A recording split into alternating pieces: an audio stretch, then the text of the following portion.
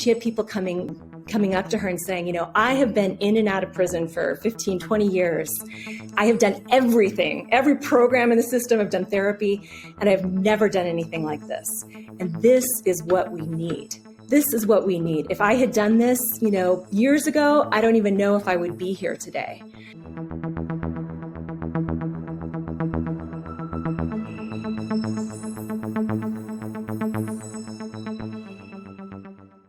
Hey everyone, and welcome to another episode of The Missions That Made Them. I am your host, Jason Verdelli.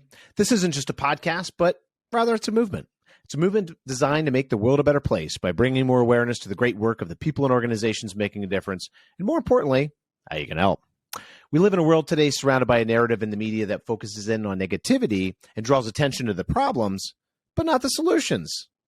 Our guests represent the solutions, not the problems.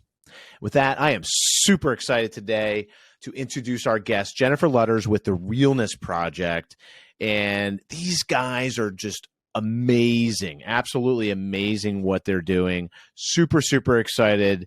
And we're going to dig into their story, learn about what they're doing and how they're helping to be part of the solution. One of the big things that we talk about in this podcast is making you, the individual person, part of the solution and not part of the problem. So it's to not be exposed to the problems and to start working with organizations just like the Realness Project to make this world a greater place. So without further ado, Jennifer, welcome. Thank you, Jason. I am really excited to be here with you. Excellent. So tell everybody what the Realness Project's about. All right. So we have a mission to transform the culture of incarceration by empowering human connection. And so what that means is that we deliver programs and training in prisons, and also more increasingly for post-release. But we deliver workshops that are intended to help people create better relationships and have stronger communication skills. And so essentially it's based on a modality that is called authentic relating. That is the foundation of the work that we do. And so really, it's about, in our workshops, we do a lot of learning to be present, developing curiosity, listening skills, and finding a balance between humility and dignity, learning to unbox people, the way we look at the ways that we tend to put people in categories and how to let go of that. And then we work a lot with conflict transformation as well. So how to receive feedback, if somebody's coming at you with a charge, like how to respond to that skillfully. And also if you have something that's bothering you, how to bring that to someone else in a skillful way. And so these are just, a few of the things that we teach in our workshops. And we're working primarily with inmates and incarcerated people in Colorado.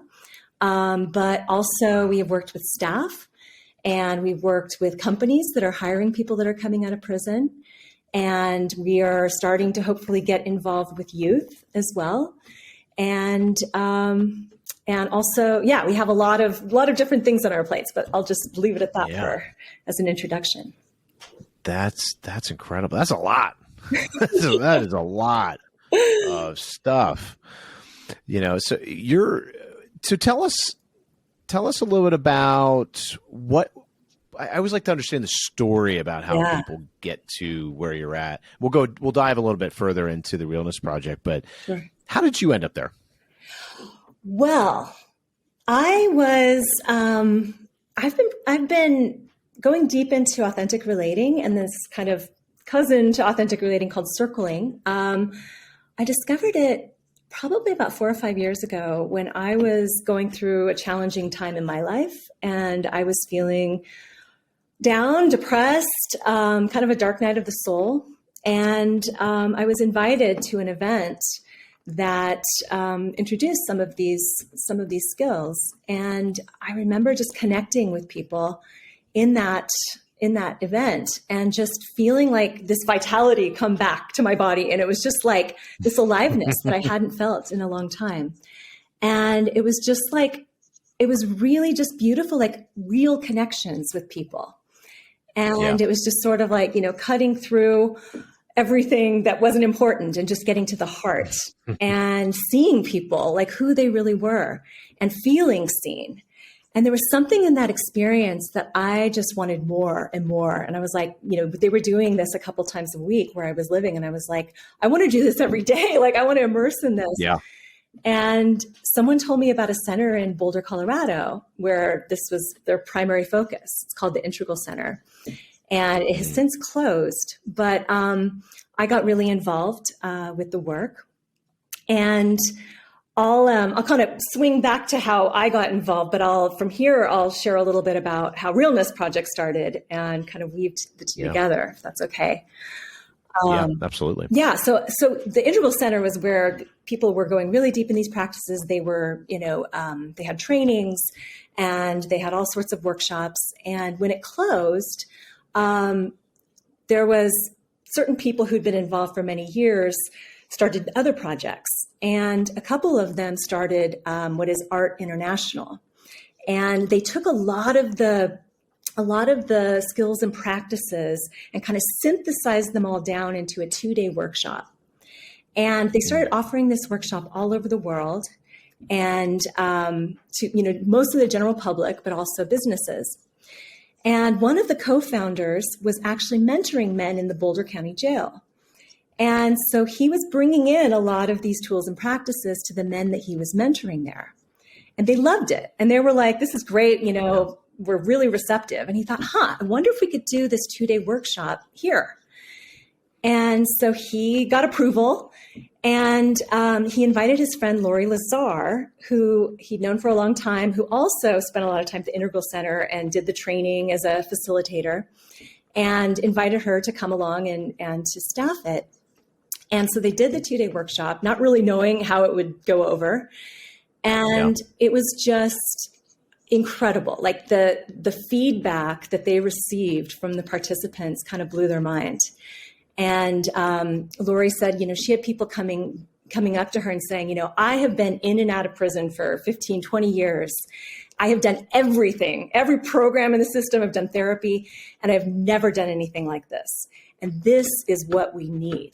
This is what we need. If I had done this, years ago, I don't even know if I would be here today. And they're like, please get this in the system. And she talks about that was the day that I got my marching orders. And so she created a spreadsheet and she just started cold calling prisons in Colorado and said, hey, we have this workshop and it's gotten really good feedback and we want to bring it to you. And that's kind of how things got started with Realness Project. Coming back to me, I had actually been teaching meditation in the women's prison in Denver. And I enjoyed that. But when I heard that they were doing this practice that had lit me up so much all those years ago, in prisons, it was just like, sign me up. And so I just called Laurie. I said, I want to go next time and let's do it. And that was pretty much it. About 25 programs later, I'm still here and just really feel passionate about the mission and the work and how it's been received. And it's been a real blessing in my life. That's amazing. That's an amazing story. And it's crazy. When I hear stories about how people get to where they're at, usually it involves some sort of experience where everybody alludes to, not or close to everybody, alludes to the fact that they've been almost called to do it, right? Mm-hmm. They have this sense of, we got to do this, right? Because we're part of, you're part of something. You get exposed to the benefit. You see the impact that you're actually really making, and then it's like, we got to do this. We have to build something. We have to build this our way, right? in a way that would be the way you would envision that. But absolutely, so, I think that especially just having had the experience of seeing how much these practices had just really brought me from a place that was really challenging and kind of brought, new vitality and excitement. And then being able to take these same things and teach it to people who are, obviously in a very challenging place and dark place, like to be able to just see how it's impacting them. It's so inspiring. And it really is sort of the juice of what keeps us going. Yeah.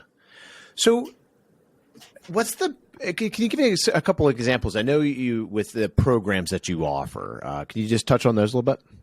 Sure. So initially we started offering a 2-day program that is called The Art of Being Human. And so it touches on some of the aspects I alluded to earlier, but kind of a lot of the things that we really should have learned in, elementary school, or at some point in school, we should have learned, just basic relational and communication skills, but we really didn't. And so this is really a 2-day course in human connection and how to really relate to people at a deeper level and to really listen and to share impact, like notice, what's going on when you said that. I noticed I feel really constricted and angry. And so it's a lot of these types of tools. And so in the 2-day workshop, we introduce these tools, and it's extremely experiential. So usually there's like a little teaching piece, and then break out into twos, break out into triads, and do exercises, and then come back together in the circle. And so that's a little bit the design over the 2 days. That's the art of being human. And then during COVID, actually, we worked on curriculum for a 4-month program, which we're calling Communications, Conflict Transformation, and Relational Leadership Training. So it's kind of a mouthful. Can you say that 7 times fast? But the idea is to kind of take what we're doing in the 2 days and really expand it over a longer period. Because I'm sure a lot of people, especially people who've done a lot of personal growth or spiritual types of things, you can have a really great 2-day experience. And then if you're not using the skills, if you're not integrating, then it's hard to sustain it. And also there can be a come down. Like you can be, super fired up and then feel kind of flat afterwards. Like, wait, what happened to all that enthusiasm and everything? Right. So part of the design of this 4-month program is to have more continuity and to take it and just have more spaciousness. And so we're taking out the conflict pieces and have a whole day with just working with conflict and, working with emotions. And so that's one of the months. Another month is relational leadership. So really it's about how to create context for my life, like really looking at, what is my why and how do I create what I want and enroll other people in the game that I'm playing? And how do I be a relational leader in my life, in a conversation? Like, instead of just going into the default, how can I engage my parents and, say, hey, this is what would feel really good for me, for us to talk about, can I enroll you in that? And so figuring out how we want our relationships to be, and then finding ways to actually create that for ourselves and enroll the other people in them.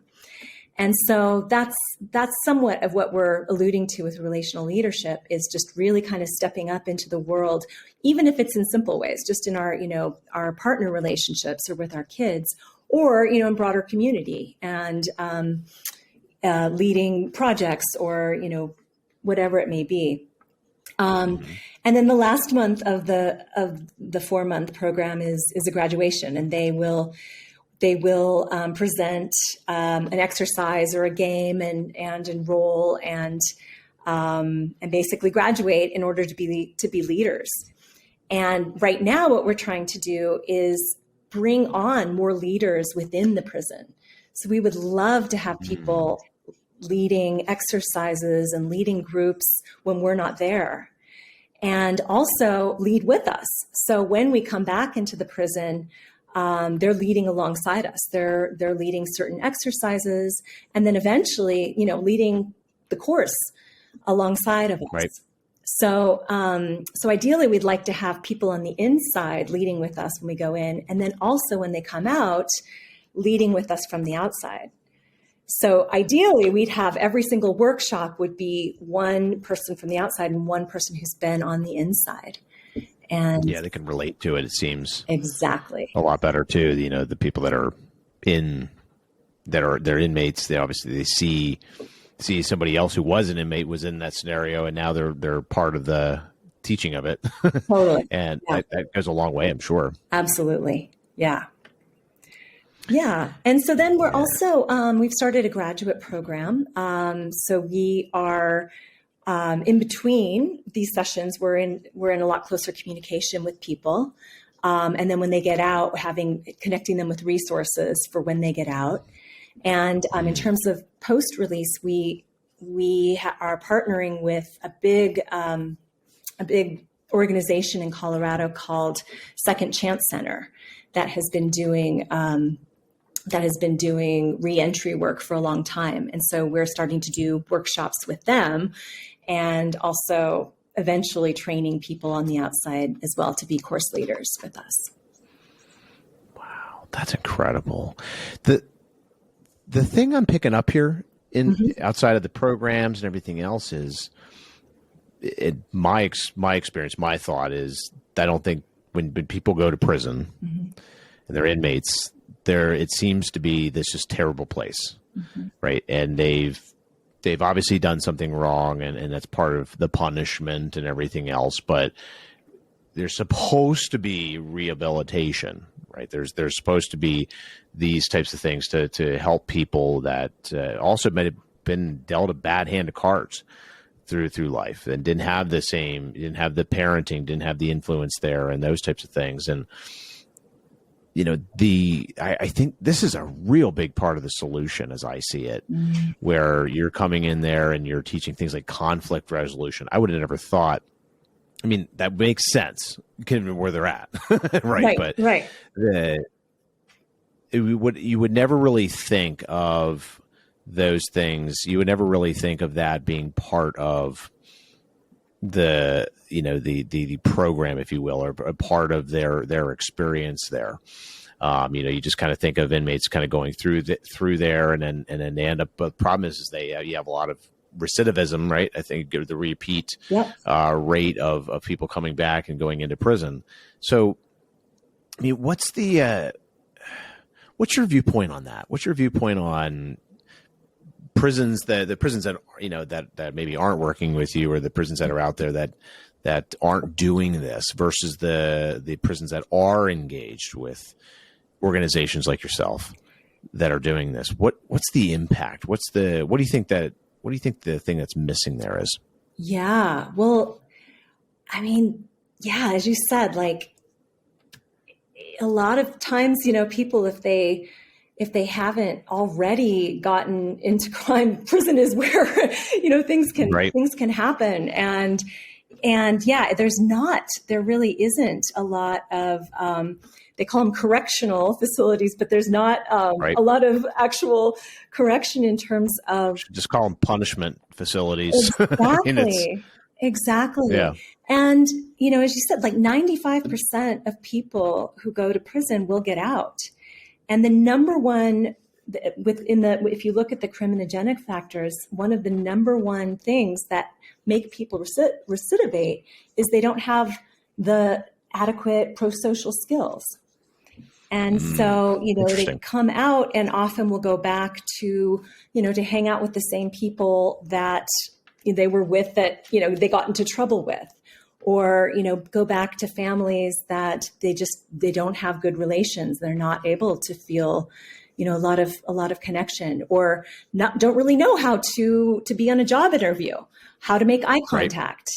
Right. So a lot of what we're doing is just helping with these basic skills that will help them to deepen their primary relationships, And then, the ripple effects of that, like how it impacts their families and how it impacts the communities that they go back into. Yeah. So, Yeah. yeah, go ahead. I agree with you 100% on that, with the fact that there really isn't a lot of, I think part of the problem today, we talk about problem solution here in the podcast. Part of the problem is that there isn't really a solution oriented approach when with inmates, when they're going through the quote unquote correctional facility. Right. They're part of this program, but at the same, or they're part of a program, whatever that is. But the things you're mentioning too are like really good skills to have, especially like they realize when they get out, the things that enable them to, instead of going back and doing the same thing that got them in trouble in the first place, or hanging around with the same people that got them in trouble in the first place. You're teaching them the skills so they don't end up in that same area. You're teaching them things as far as like how to deal with confrontation, right? Not use a knife or not use a gun, but you use here's a different way to go about doing that. Yeah, and that's huge. Yeah, actually, one of the exercises we do is around context. We talk a lot about context and the different areas of creating context. But one of them is an exercise where they look at kind of the who, what, when, where, why. Like what was my context for life before coming to prison? Who was I hanging out with? How was I spending my time? What was my why? Like what was I living for? And then if they're going to be in for, an extended period, like what kind of context, even though we're in prison and there's a lot of rules and there's a lot of, obviously there's a lot of restrictions, but still there's all this, I can create, how I show up in the world and how I relate to people, how I relate to my cellmate, how often I talk to my child and what kinds of conversations that we have. And then if they're getting out soon, it's like, okay, what's going to be my why when I get out? Who am I going to hang out with? And so they're recreating this, really looking at this through this lens of like, creating the kind of context that's going to help them to be ultimately successful and have the kinds of relationships that are going to be nourishing to them and to help them to thrive. So like one guy, for example, he was doing this exercise. And when he said where, he said, I'm not going to go anywhere I couldn't bring my daughter. And it was very powerful. But well,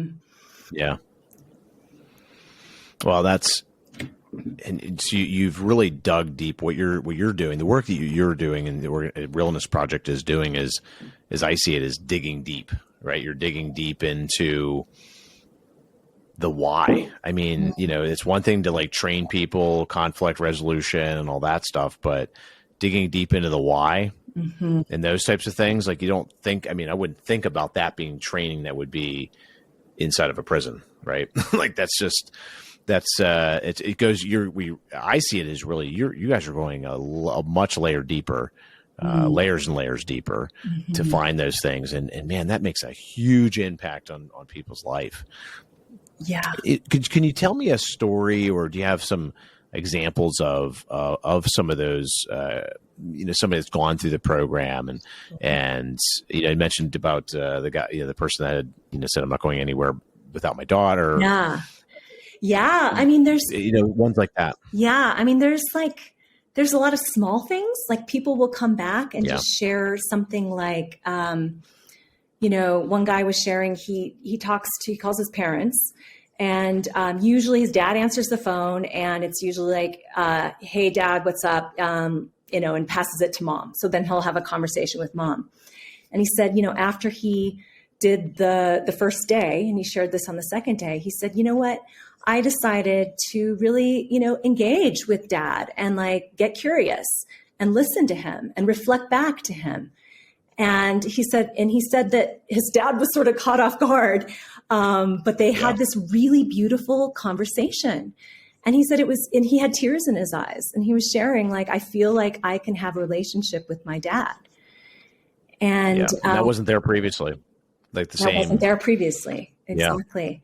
So there's things like that, but then there's also like, could I read you a letter actually of Absolutely. Oh, yeah. Letter? Okay. This was a guy who had taken our course at one prison.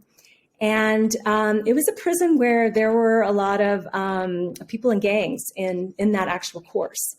And then he was transferred to another prison. It was more of pre-release people in there.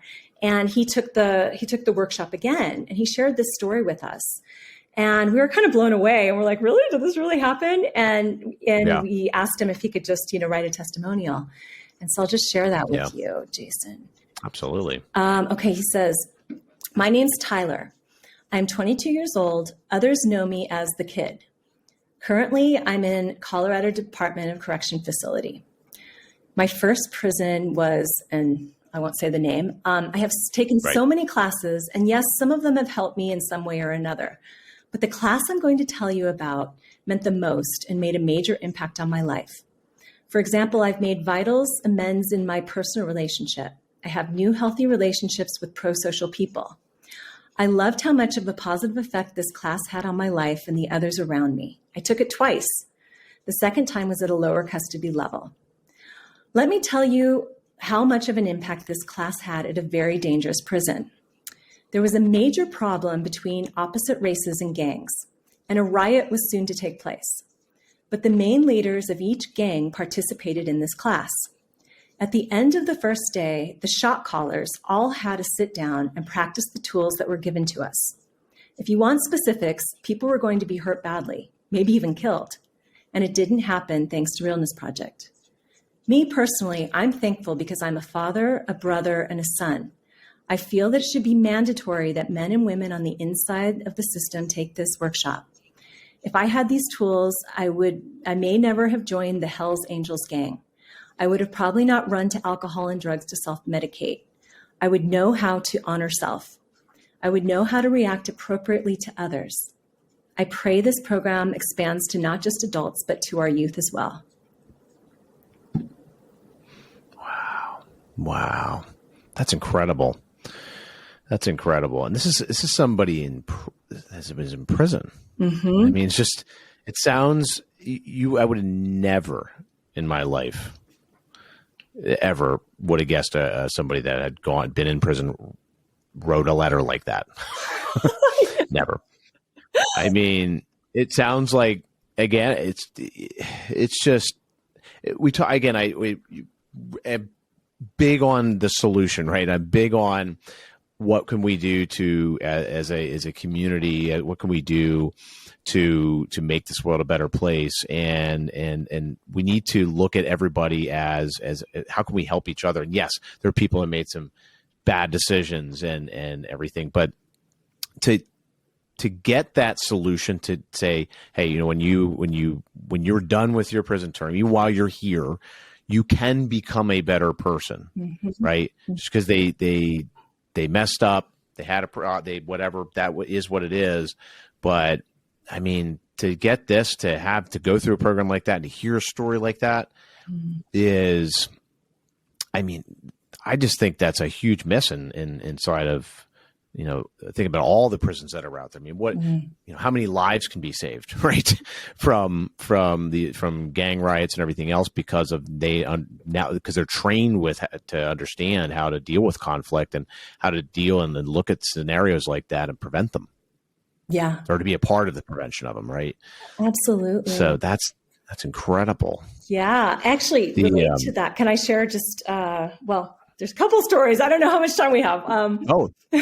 But go. Yeah, go. Well, one is, okay. So when Laurie, this is not my story, I didn't witness this, but Laurie, the very first program they did at the Boulder County Jail, she was in a partner.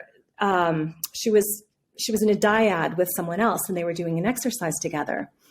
And she is Jewish. And at the break, she was curious about race relations and just the dynamics of between various gangs and various races within the prison. And so she asked him, she said, I don't remember what she asked him exactly, but she asked him a question along those lines, like, what's it like in here? And he kind of looked at her and he's like, why are you asking me that? And she said, well, I'm just curious. And then he said, well, let me show you something. And he kind of pulled up his sleeve, and it said on his leg, and it said white. And then the other one said power. And he had swastikas. He had been involved in a white supremacist gang since he was 17. And he said that he was just finally starting to really see things differently, and that meeting her as a Jewish person, really made an impact on him, and the connection that they had in that time that they shared together. And it was interesting because then after they got back together, they opened it up to the wider group, the circle, and just asked about, like, what is it like for you? Like, how do you feel like you've been labeled or categorized based on your race, or based on your religion, or based on being in prison, being a criminal and being, viewed in a particular way? And so they shared their experiences. And so that's now something that we introduce in all the programs. We have a time where we really talk about how these things play out in prison. And one other quick thing I'll share that I was part of was there was one guy was sharing, and he was Black, and he stood up, and he looked over and he said, that guy, it was a white guy. And he said, normally I would never have talked to that guy. Like, we just, would never cross paths in the yard, nothing. And he said, we shared an exercise yesterday. And he said, and I realized we actually have a lot in common.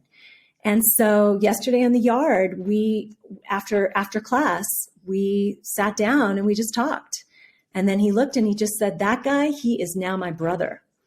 And the white guy got up, and they embraced in the middle of the circle. And it was very, very powerful. Yeah.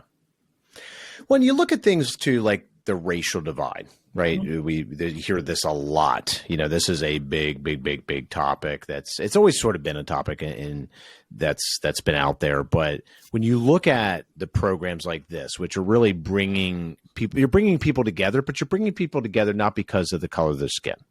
Yes. Not because the program is offered to everybody, right? Doesn't matter if you're Black, you're white, doesn't matter, you're not dealing with religion. It doesn't matter what religion you are.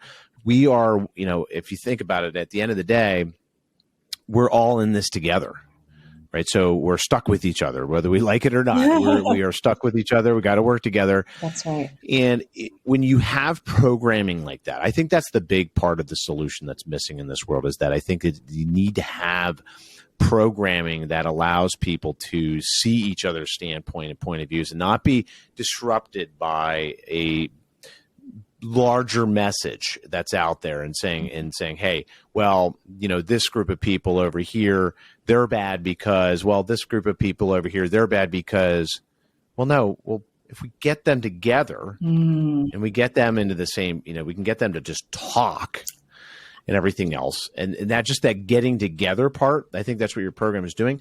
That is big part of, I think, the solution of race, the race divide, the religion, everything else that's been going on for thousands and thousands and thousands of years, right? We just have more media nowadays that brings us to light and says, okay, this is a problem, but it's been going on for a long time. And, I just think that this type of thing is the real deal. It's the real solution. Yeah, 100%. It's really, it's really easy. Like if a group is in a category, it's really easy to kind of dismiss or to hate that particular category.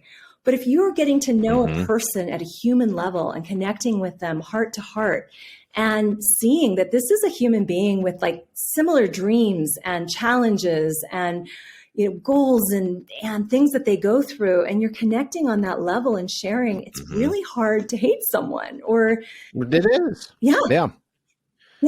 Well, and that's I think a big thing is that, in my view, is that if we look at it that way, we look at it, we are just people. Mm-hmm. And if we stop, the other thing is I do think we as people, we are a product of what we're exposed to.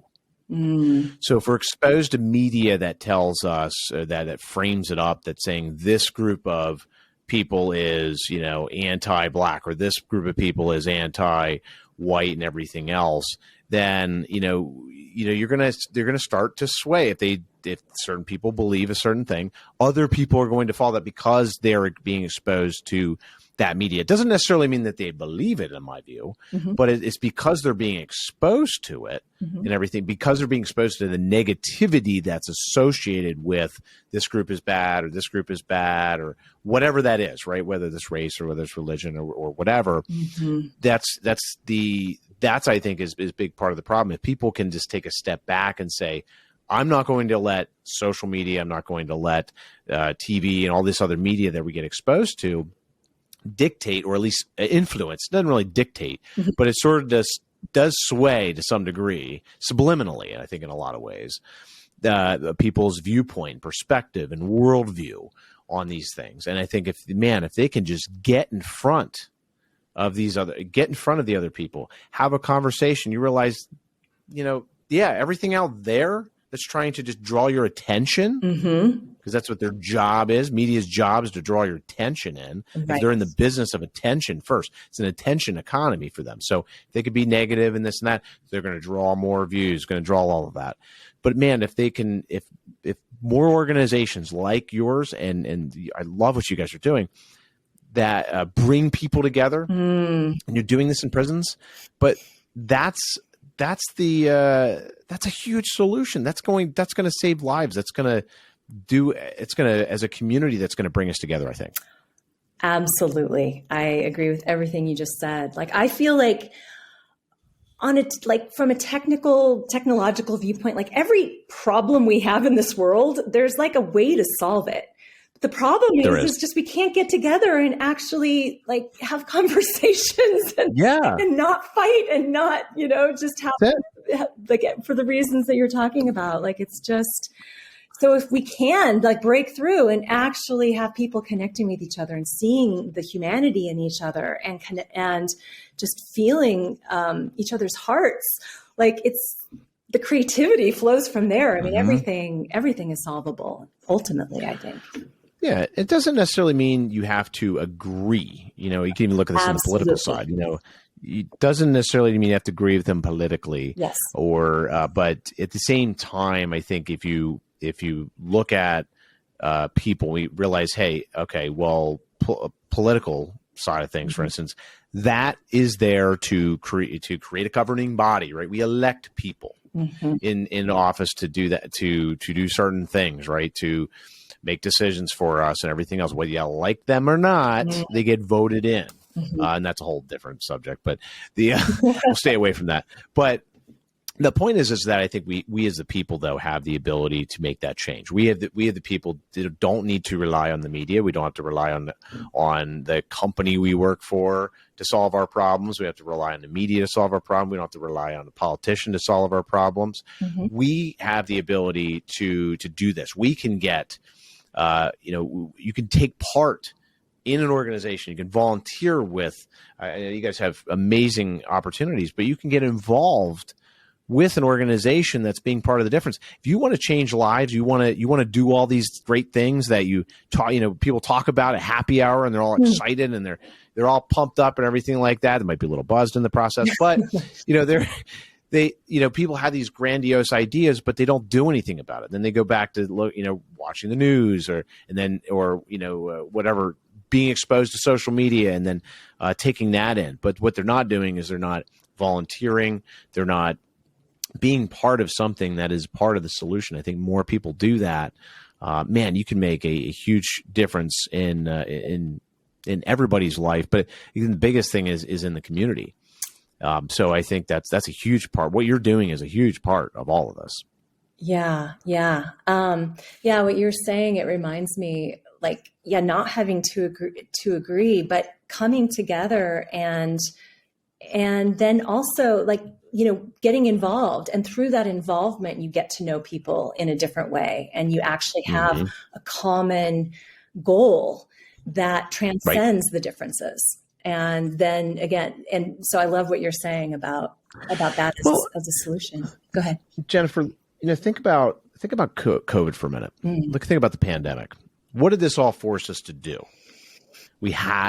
People had to work together to some degree, right? If you worked at a company or whatever, you had to compromise. You had to adjust your way of thinking. The biggest thing that it did, I think, is adjust your way of thinking, right? The same thing we've done, the same way we've gone about doing things.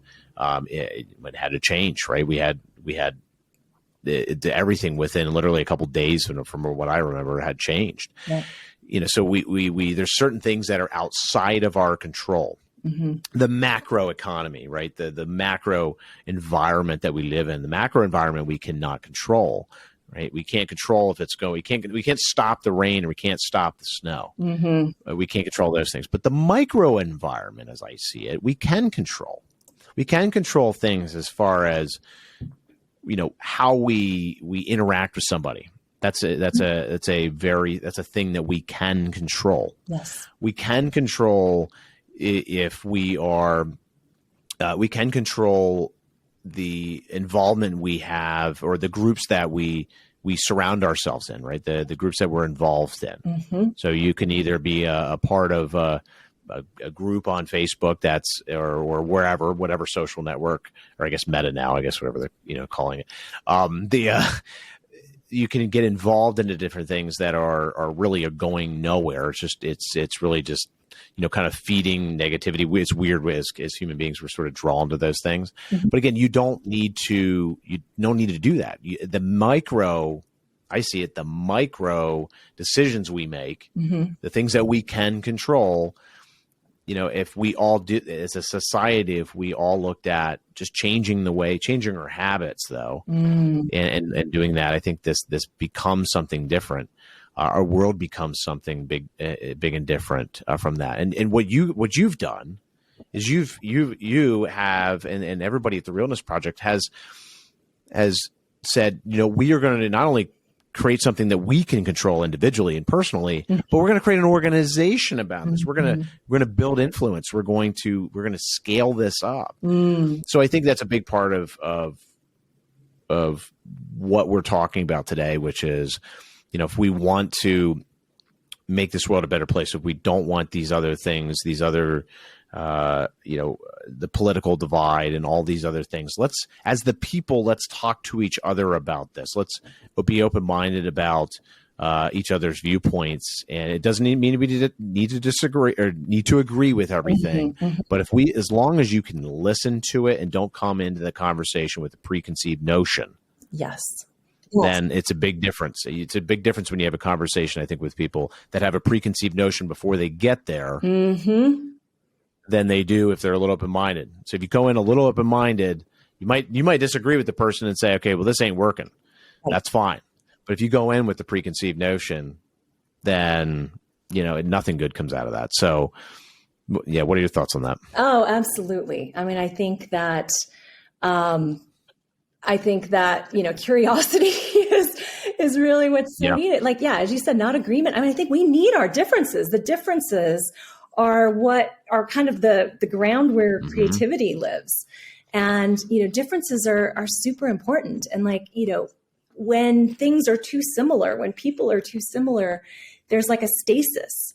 And so, we need flow of different ideas, different religions, different races, different political viewpoints. Right. Like, these are great, but we also need to learn how to listen and to see the person who is behind that and to get curious. And as you said, not go in with a fixed viewpoint, but maybe ask the question, how can I allow this conversation or my meeting with this person to change me in some way? So there's there's humility in it. And so really, how can I learn something from this person, and being open in that way, I just think is really, really important. Yeah. It's 100%. You're 100% right. It's also, but I think it's also about where you hang out, so to speak. So you could spend your day. I find myself, as an example, sometime part of the problem. I catch myself. I'm like, okay, I'm on Facebook, I'm on YouTube, I'm, scrolling through Instagram or whatever else. And then, you pull up that little news feed thing. It's easy to pull up on your phone here. Oh, well, look at that negative story. Look at that negative story. Well, I gotta read that. Right. So then you find yourself, because we are a product of our habits and our rituals. Yeah. Right. So, I can't remember who said, I think it was Tony Robbins or somebody that said you are a product of your rituals, right? What you do habitually, right? Do you wake up in the morning? Do you wake up in the morning and do you roll out of bed and do you go get that donut right away, a donut and coffee, or are you rolling out of bed and putting your sneakers on and going for a walk, going for a run, right? That's the difference that's a ritual. Yes. But if you think about it, every single day, more than ever, this little device, we pull it up, we scroll. Before we know it, you got a half hour, an hour, maybe 2 hours. For some of us, a lot longer than that. And if you think about it throughout the day, it could be like 10-minute, okay, we're taking a break. Boom. Well, taking a break, but guess what? You're exposing your mind to, if you're exposing your mind to something that is negative in a way, and that's representing the problems, it doesn't mean you can't learn about what the problems are. But if we shifted as an individual, I think if we can shift that, saying spend a half hour each day, like you have doing a half hour working out, or a half hour scrolling through the negative news feed, which just gives you anxiety at the end of the day, right? When I get done scrolling through that thing, I mean, I'm just like terribly anxious after going through some of the news stories. Like, oh gosh, you think that, it's just, I mean, it seems like a much terrible, I mean, there's always problems in the world, but there's always been problems in the world. And people always say about the good old days and everything else. Well, we had nukes pointed back to us back in the 80s. So, I mean, there's been problems all the time, right? So, it's just now we're much more exposed to the media. So if we can pull away and change our habits, change our rituals on that, say we're going to spend a half hour being part of the solution. Well, what is being part of the solution? How do we maybe do you volunteer somewhere? Do you share a post? Here you go. If you're a social media, you don't want to volunteer, you don't want to donate, you don't want to do that. Share a post from something that's actually good. Take the time in doing that. Imagine taking a half hour out of your day that you were spending going through negative news feeds, everything else, and spending a half hour and saying, you know what, I'm going to take these posts that from organizations that I believe in, and everything else, and what they're sharing, and the good news side of things, and share that onto social media, share that with your friends, share that with everything else. Well, guess what? If we all start doing this movement, then that takes place where we're all collectively doing that. We truly, through the power of force and the power of numbers, can make that influence and can make that change, right? Absolutely. Yeah. What you say about the macro factors, there's, things happen that we have no control over. I do. But absolutely. There's so much we have control over. And so I think it does go back to context and what is my why? How do I want to live? What kind of a person do I want to be? And then, what are the habits? What are the rituals? What are the ways I spend my time and energy that support that way of being? And, if I want to be somebody who is impactful or who makes the world a better place, then, it doesn't have to be a lot. It can be the things that you described or whatever lights you up.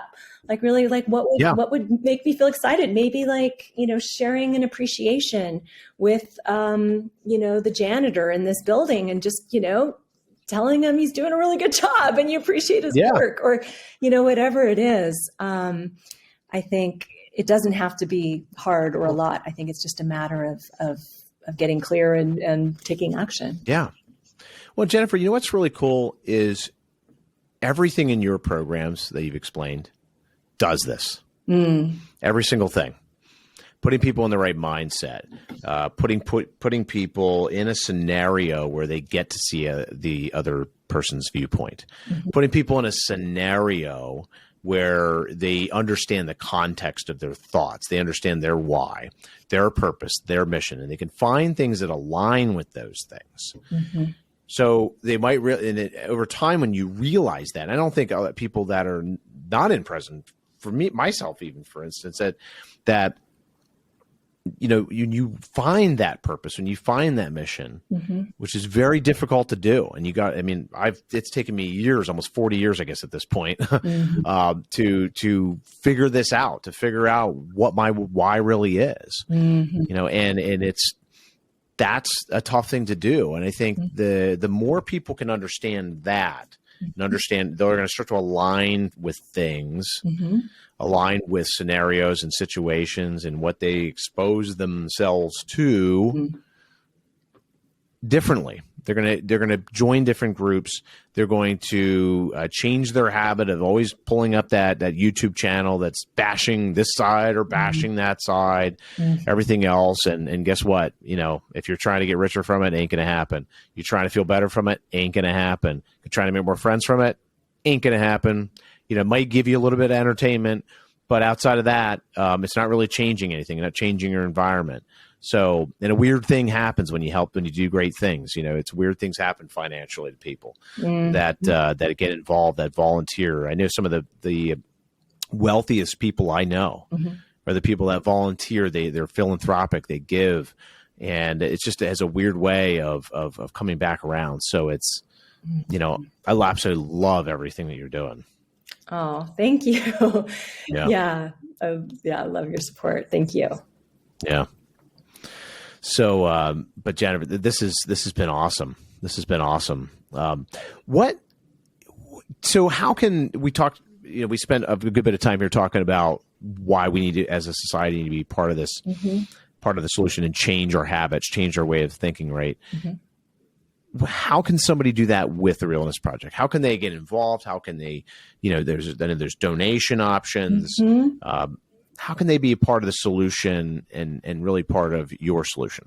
Yeah, well, we are a pretty lean machine, and we don't have a lot of back office. So almost all of our funding goes directly into programs in the prisons, and now to developing more relational leaders within the prisons, and then also outside. So those are some of the projects that we're working on. And so anything anybody can do to contribute financially to that, whether, it's a big sum or the $5, giving up the latte for a month and becoming a recurring donor. I mean, it's so invaluable. Every little bit really does. It sounds cliche, but every little bit really does help us to reach more and more people. I didn't mention we're also, we've done a staff training, because that's the other thing where there's a lot of division is between incarcerated people and correctional officers or the staff. And there's a lot of, labeling and boxing and tension. And so really helping people to staff to be able to develop a lot of these skills. And then eventually we have had staff in each of our trainings as well. Just anything we can to continue developing our programming, donations would be amazing. Also, we have what we call the Realness Project Community Connection Call. And we do this once a month. And usually it's someone who has been recently released, a graduate of our program. And they share about their experiences, what it was like for them in prison, what this work made possible for them in their life, how it impacted them, how they're using it in their life. And it's a chance for people who might be curious about, what it's like in prison or their experiences. It's a chance for them to learn and to share impact. That's one of the... It's inspirational too. Yeah, exactly. So that we have one actually coming up this Tuesday. Actually, I don't know when this is gonna air. So it might be after it's already passed. May or may not. Maybe not. Okay. Well, February 22nd is our next one, which is Tuesday, but it will be the third Tuesday of every month. And there's information about that on our website. And that's what I would say. It's on the website. Yeah. It's just a really great way for people to learn, because we talk a little bit about some of the projects that we're up to, at the beginning. It's a great way for people to plug in. And then, any, volunteers, any sort of support, you can just contact us and I'm sure we can find a way to plug you in. Yeah, that's awesome. And for everybody watching, listening out there, you have the ability to become part of this solution. You have the ability to change the way you think. You want to feel better right now? You can change that right immediately by going to the realnessproject.org. Right. That is the address. That's correct. Yes. So realnessproject.org. Go there, find out, again, get involved, donate. What a better transaction than to help an organization that's changing people's lives, they're actively doing this. And what's even more amazing is not only just that you're doing it, but you're getting the people that you're serving to tell their story and inspire other people. That's awesome. So, if you have, I don't care if it's, an extra $5, $50, whatever that is, man, what a great feeling. What a great feeling know that you can become part of the solution. So if you can't donate your time, you can't donate your services and things, get involved just by sharing. Share this video, share this interview. Share, go to Realness Project, follow you. I think you're on social media. On all the socials, yes. Right? We actually have formerly, one of our social media manager is formerly incarcerated, and she's amazing. And she has been doing all these posts, and we're like, these aren't getting out. We need people to share these.